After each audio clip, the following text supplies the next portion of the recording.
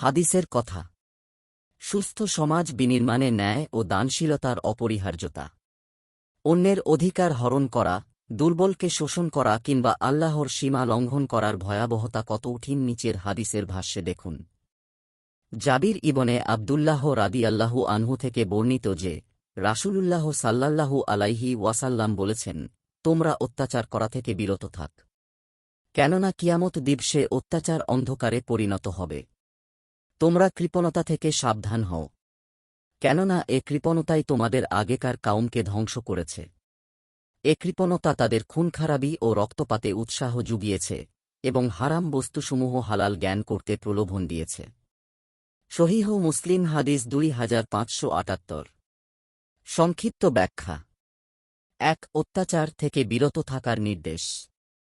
অত্যাচারের সংজ্ঞা। ইসলামে অত্যাচার বলতে বোঝানো হয়েছে অন্যায়ভাবে কারো অধিকার হরণ করা, আল্লাহর হুকুম অমান্য করা, যা নিজের ওপর জুলুম অথবা সমাজে দুর্বলদের ওপর অন্যায় চাপিয়ে দেওয়া। কিয়ামতের দিন এ অন্যায়গুলো অন্ধকারে পরিণত হবে। অর্থাৎ অত্যাচারী ব্যক্তি কবর ও হাসরের ময়দানে ভয়াবহ অন্ধকারে আচ্ছন্ন থাকবে। সে আল্লাহর নূরের আলো থেকে বঞ্চিত হবে। তার কাজগুলো অন্ধকার হয়ে তার মুক্তির পথ বন্ধ করে দেবে।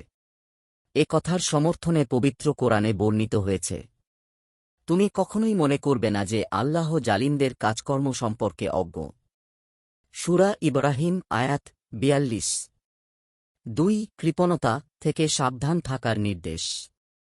শুভ শব্দের দ্বারা উদ্দেশ্য হল তীব্র কৃপণতা, যেখানে মানুষ শুধু নিজের জন্য ভোগ করতে চায়, অন্যকে কিছু দিতে চায় না, এমনকি অন্যের প্রাপ্য গোপন করে।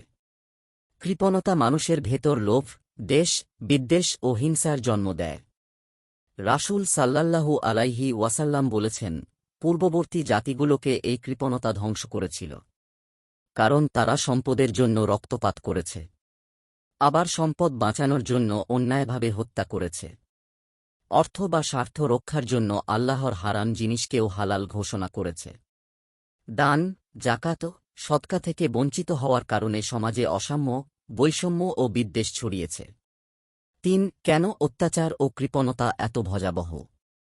অত্যাচার সমাজকে ধ্বংস করে, কারণ এটি আস্থার বন্ধন ভেঙে দেয়। জালিম যত শক্তিশালীই হোক, আল্লাহর আদালতে তার পরিণতি অন্ধকার।